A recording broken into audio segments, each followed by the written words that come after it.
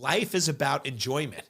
One of the phrases my dad taught me, and I still live by it, is if you love what you do, you never have to work a day in your life. Welcome to Life of a CISO. I'm Dr. Eric Cole, your host, and we'll be taking you on a journey each week on what it takes to be a CISO and what are solutions that you can implement today if you are currently a Chief Information Security Officer or if you want to be one in the future. This is Life of a CISO.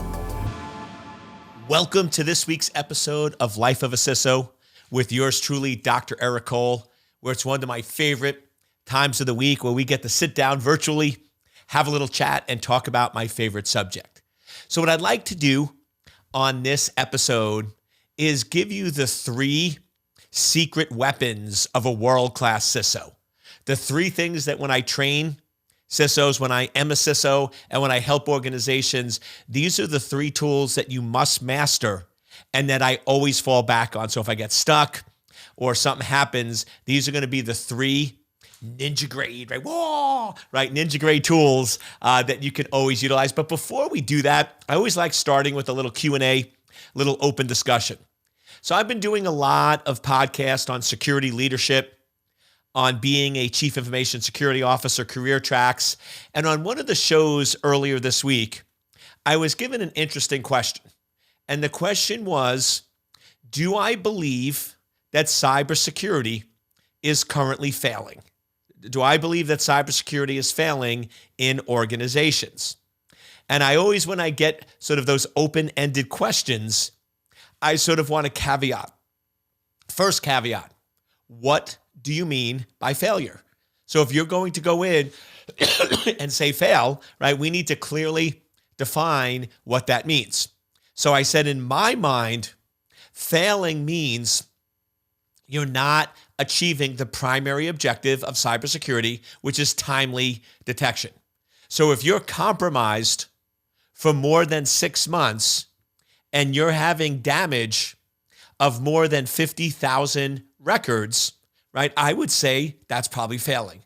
That's probably not focusing in on what we need. Now, you always got to be careful when you do those caveats because the host was real smart. He goes, so Eric, if you're saying you catch an attack with 49,000 records in 5 months and 25 days, that's not failing. I'm like, come on, man, work with me. You sort of get the idea. If you're in that general category, to me, cybersecurity is not about preventing all attacks. It's not about 100% secure. It's all about timely detection and controlling access to critical data.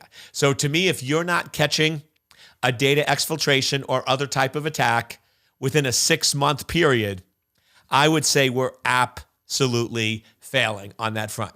Second, I want to be careful. When we're saying companies, what I'm referring to is, do I think some companies are failing at cybersecurity? Absolutely. Just look at the data, right? Organizations are compromised for 2 or 3 years. So if we're saying 6 months is a failure and it's 2 or 3 years, that is absolutely failure. So there absolutely are some companies that are failing. And then we push it a little bit. How about most? Are most companies failing at cybersecurity? And once again, based on my data and experience, I would say most companies we go into when we do threat hunting or similar exercises are usually compromised for more than 6 months without realizing it.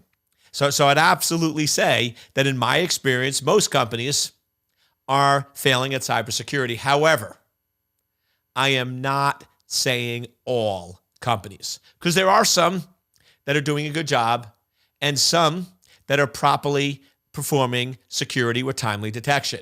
And I'm always careful with that, because whenever I make statements like this, where I'm very careful to say some or most, but definitely not all, I always get somebody that doesn't listen and they'll post a comment, Dr. Cole, how can you say that my company is failing at security? You don't know what we're doing. You don't know this. How can you make such a statement? I'm like, I didn't. I didn't name your name. I didn't say your company, but you said all. No, I didn't. Right, so I want to be super careful here. Now, just so we're clear, make sure you're letting data drive decisions, not emotions.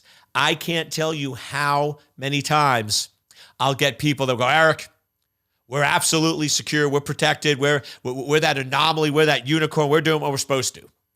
And then I go, where's the data? Show me the data to prove that. What do you mean? We don't have data. I just know we're doing the right things, right? Emotional answer. And many, once again, not all, right? But many of those companies, when we actually go in and we do a threat hunting assessment, many times, not all, right? Many times they are compromised and didn't realize it. So I'm always careful with the organizations or individuals that are very quick to go in and say, no, we're doing what we're supposed to. Maybe you are, maybe you're not, but let data drive decisions, not emotions. Show me the data or information to do that. Now, of course, if I'm going to make a statement that many or even most organizations are failing with not detecting attacks in a timely manner, I need to go back and say, why is that the case? Why is that happening? And originally, if you listen to any of my episodes 1, 2, or even 3 years ago, I would go back and say it's quite simple. Most organizations that are compromised for more than 6 months, typically more than 2 years, is because they have a server that they're unaware of that's missing patches because they're not aware of it. They can't patch it. So it's missing patches for over a year. And it contains critical data that's not properly encrypted or protected. So essentially, the adversary finds the server. They go in and use a common exploit because it's an unpatched system. And the data is somewhat readily accessible, or in cases where it is encrypted, the keys are usually stored plain text somewhere on those server. So it's fairly easy to break in. So I would tell you the reason why these organizations are failing is because of lack of asset inventory, configuration management, patching, and control of data. So what it really comes down to, and this is why I push this as a starting point, this is something all CISOs need to ask the high-level questions. Are we aware of all internet-facing systems? Are they fully patched? And do they never contain critical data? I don't have a lot of rules when it comes to cybersecurity, but there's 2 that are always in play. Any server that's internet-worthy, any server that is visible from the internet must be fully patched and must never contain critical data. Those are non-negotiables. Those are things that they just never end well when you do that, right? It's just not a good plan. It's not a good idea. So those are my non-negotiables. Everything else pretty much we'll work with as a negotiable, but those are non-negotiables. So that's sort of that base level. So that was my original answer a year or 2 ago. But then I started pushing it and saying, wait a second. Do I really want to believe that these organizations, every one of them has a security budget? Most of them, it's multi-million-dollar yearly budget. And almost all of them have security staff. Many of them at least 5 or 10 double-digit people working on security. And do I really want to believe that they have absolutely no asset inventory and configuration management? I mean, that would be absurd, right? Those are foundational core items. So I started probing this a little more, and I came up with what I've just nicknamed the rule of 90%. Now, once again, it could be higher or lower, but the general concept is this. In most of these organizations that have security staff and have budgets, they are doing 90% asset inventory. So they know about 90% of their assets visible from the internet, 90% of them are patched, and 90% of their data is properly controlled. Now, if you take me back to college and I'm taking physics or calculus, and you tell me I got a 90%, woohoo, I'm doing happy dance, right? That's a good score for that, right? Of course, yeah, you want the overachiever 100, but 90 is pretty solid.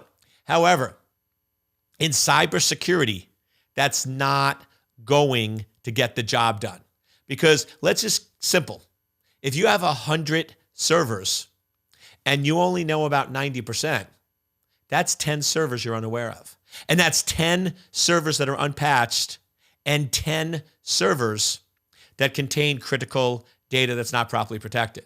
And for an adversary to break in and compromise, you only need one. So if you have 10, or even if we look at companies that have thousands of servers, that number jumps up to 100, 200 pretty quickly. So that's the problem, is they're doing a good job, but they're not taking it all the way across the finish line. So I would then say, okay, the reason why many companies are failing is because of the rule of 90%. And when it comes to those three areas, because that's how attackers are working today, you need to have 100% asset inventory for internet-facing systems. They must be 100% fully patched, and 100% of them must never contain critical data. And that would be my answer. And technically, that's correct. Now, I want to just a little caveat here. Sometimes people get confused when they hear that 100%, because they go, Eric, you can't achieve that. Yes, you can. But Eric, you've said you can't achieve 100% security. Right, two different things. Just because you know about 100% of your assets visible from the internet, and they're 100% patched, and none of them contain critical data, that doesn't mean you're 100% secure. Right? There could still be vulnerabilities. You can still be subject to spear phishing. There can be internal systems, insider threats. So that's not saying you're 100% secure. So I just want to make sure we're careful that saying if you have functionality, you can't be 100% secure is a true statement. But that is quite different than saying we can't know about 100% of our assets and make sure they're fully patched. That can absolutely be done. So those are two different things. Then I kept pulling on that string. And I said, okay, I'm still giving a technical answer. But why? Remember, one of my favorite phrases that I use to drive my life, and it drives my family and sometimes my employees a little crazy. Smart people know the right answer. Brilliant people ask the right question. So whenever I'm giving answers, I'm always asking myself questions. Why? Pulling on that string. Why? Why is it that an organization that has budget and staff is overlooking, they're only doing 90%, 10% they're overlooking one of the most critical ways that entities are breaking in? And when it really comes down to, in many, not all, right, many of those organizations, is a lack of security leadership and the lack of an effective chief information security officer. Because if you had a strategic chief information security officer that had a proper roadmap and strategy, focusing on the business, knowing how the business makes money and the biggest losses and impact to the business, they absolutely would make sure that there was full asset inventory, full patching, and no critical data on internet-facing systems. That would be part of an effective strategy. But without that effective strategy or leadership, that's where things start to go sideways very, very quickly.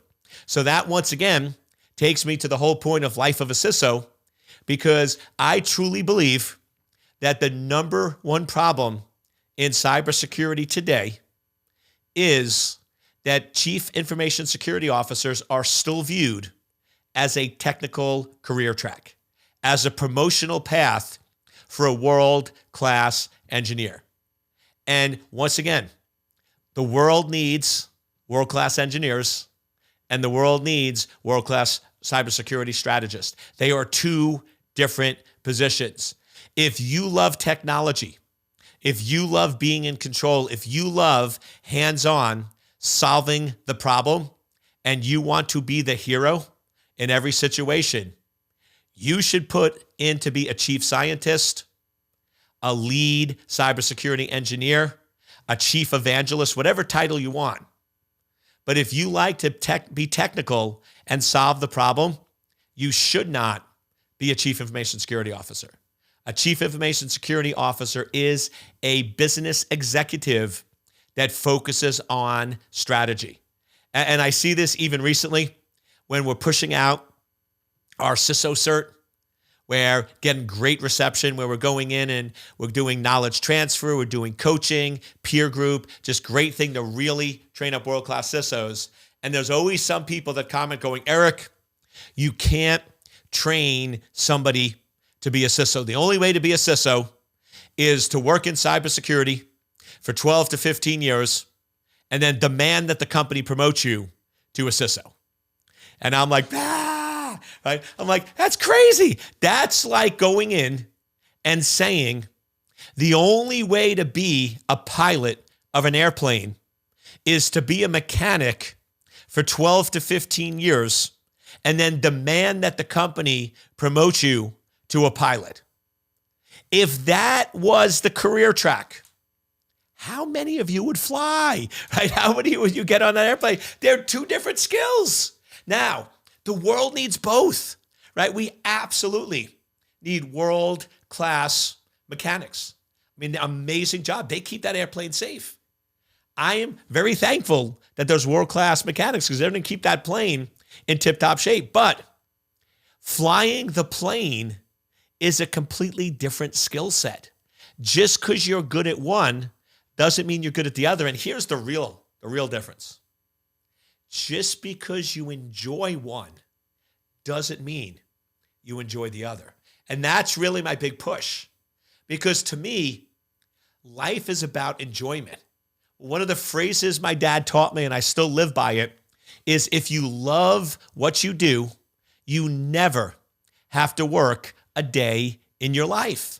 And I truly, truly believe that. When people go in and say, man, Eric, you're working really, really hard. I go, no, I'm not. I love what I'm doing. And I'm not working at all, right? So you need to enjoy what you do. And that's the problem. I see so many world-class security engineers that think they want to be a CISO because they want the title. And I run into them 6 months later, and they're miserable, and the company executives are miserable because it's not a good match. So one of my best pieces of advice, if you're in that situation where you have the CISO title, but you just don't enjoy the strategy piece, and you really like the technical piece, is go to your executives and be honest. Go, listen, it was truly an honor and privilege to get the title of CISO. And I truly appreciate you entrusting me with that title. But I think we both can see I'm a better resource to the organization as a chief scientist or your lead security engineer. So how about we do this? How about you make me chief scientist where I could focus on the technical problems architecture, and then I will help you hire a true CISO. And I'll tell you, whenever that happens, there's always two things. The individual walks out and goes, Eric, I feel like a huge weight was lifted off my shoulder. I feel like I just sort of got back my mojo.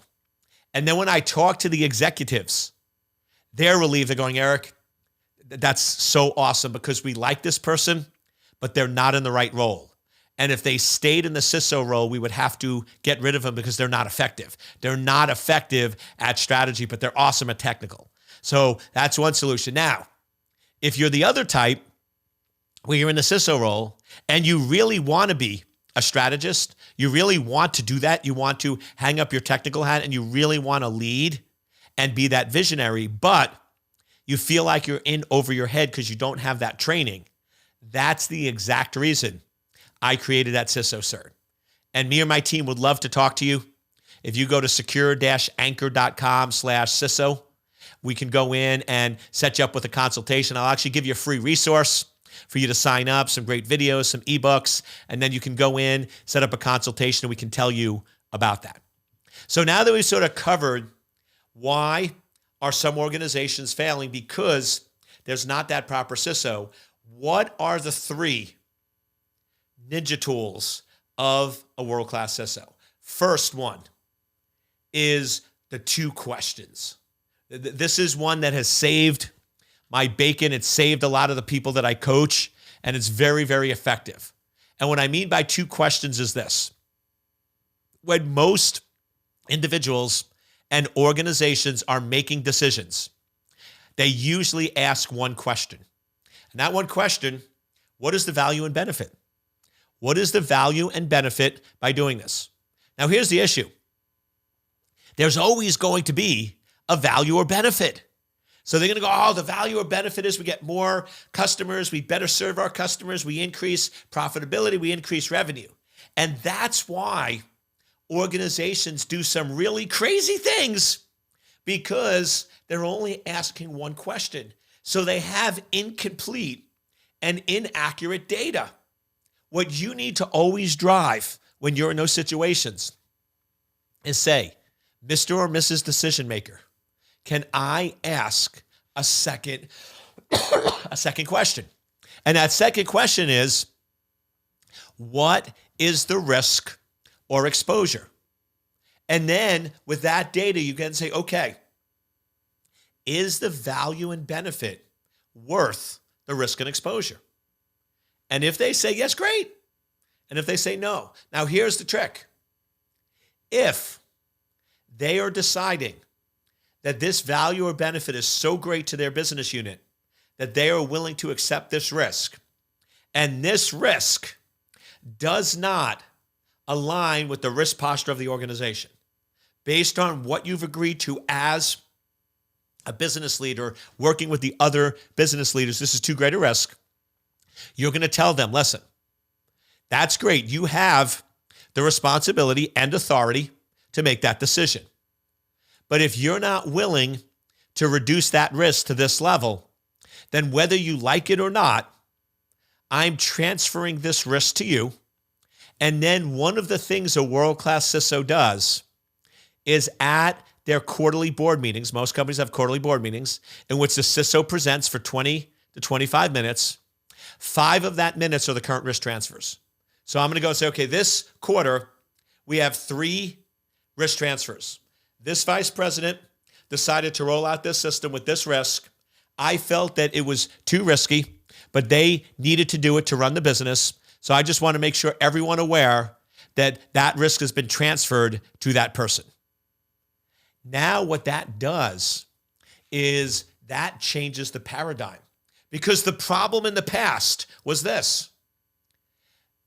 Executives and vice presidents and managers, they had the authority but not the responsibility. So in the past, what happened is if they did something and they didn't listen to security and it was way too risky and they did it anyway, even though you said it was too risky, if a breach happened, you got fired, not them. Well, they love that. You hate that, right? So they could basically do anything they want and you get in trouble for it. That's not cool. So trust me, executives and CEOs will support you, because what we've seen recently is when organizations get breached and the company says, okay, fire the CISO, the board of director will often say the CEO should have had better visibility and will fire the CEO. So now that you're coming to the CEO and the board and everyone is getting full visibility that, listen, this is a risk that is above our risk posture. It's not something we would normally allow, but this vice president said the value and benefit is worth it. I just want everyone to be aware of it. Now watch what happens. If you're aligned with the executives, what will often happen is that CEO will say, time out. I appreciate Mr. or Mrs. Vice President what you're trying to do, but I'm not willing to accept that risk. I'm not willing to put my job on the line for that value or benefit. So we're going to nix it. And what will happen is after 1 or 2 of those, all the other executives and business leaders will figure out that they better align with security. Because if they don't, and you're doing that risk transfer, they're going to get smacked at the executive board, and nobody wants that to happen. Now, a couple pieces here. One, I often get CISOs say, but Eric, what if they don't accept the risk? It's not their choice. If they're going to move forward with a project and the risk is too high, they're accepting it whether they like it or not. You're putting it on the chart and you're presenting it at the board meeting. So if they don't like it, they shouldn't be doing it. And that's the whole catch. I had a vice president where we were doing this, and I said, okay, just so you're aware, this is outside, this is beyond the risk tolerance of the company. So I understand you have a right to make this decision, but I'm going to present this at the board and let them be aware that you're making this decision and we've transferred the risk to you. And they're like, no, I do not authorize you to do that. And I'm like, dude, or dudette, right? You don't have that authority. I'm telling you, you can make a decision and not listen to me. And that's your prerogative. But I'm going to present that to the board, and that's my prerogative. And if you don't like that, then you should listen to me. And I'm not threatening you. I'm just telling the reality of the situation. So some of these executives will try to bully you because they like the old model. No. I like where I can do anything I want and you get fired. I don't like this new model. But the point is, it's not a negotiable. If you're not following the risk posture of the organization, then we're going to present it so everyone is aware. Now, something to be keen on. If you're presenting these risk transfers at the meeting and the CEO is agreeing with the vice president, so they go, Eric, I know this isn't aligned with our normal risk posture, but I believe this is good and this is needed to run the business. So I'm going to back the VP and allow it. If that happens a few times, then you need to sit down with the executives and the CEO and say, we need to modify the risk posture because exceptions aren't valuable if you always approve them. Right? If you're always going to let them through. So it's fine. You have a right to do that. But I just want you to be aware that we probably need to, at an executive level, accept more risk for the organization. And you have to be aware of that because otherwise we're wasting a lot of time and energy and effort. So that's the ninja trick, where always ask those questions, always let the decision makers make a decision, but then you have the right to transfer it, present it, and then you can see how that is being adapted by the executive team. So asking two questions: what is the value and benefit? What is the risk and exposure? That's ninja trick 1. Ninja trick 2. At least quarterly, you should be doing, as a CISO, a mini strategic risk assessment. And that's easy. It's a one piece of paper with 3 columns. And the first column is what is our critical data? What is our critical data or business processes? So remember, the difference between a major breach and a minor breach is the data that was impacted. So that first column, we want to go in, and here's the trick: prioritize. You get one piece of paper, which means 5 or 6 items. What are the 5 or 6 most critical business processes and critical data that they support for the organization? You must prioritize. Then the second column is what are the threats that have the highest likelihood of causing damage to those critical assets. So each column builds on the previous. And then the last column is what are the vulnerabilities that would have the biggest impact for those threats against our critical business processes. Now, your critical data and business processes shouldn't change that often. So that's something that you should spot check every quarter, but it's not going to change unless you acquire a new company or do a major reorg. But you just do a spot check on that. The threats typically change every 6 to 9 months, so you keep an eye on those. But the vulnerabilities that have the biggest impact for those threats and critical data, that's what your team works on quarterly. So every quarter that should be filled out. So you should finish that. So at the end of this quarter, great. All those vulnerabilities were fixed. Let's do it again. Now, critical data based on the current threats. What are the new sets of vulnerabilities? 5 or 6 only. And let's fix those. So every quarter, we're addressing the highest risk items.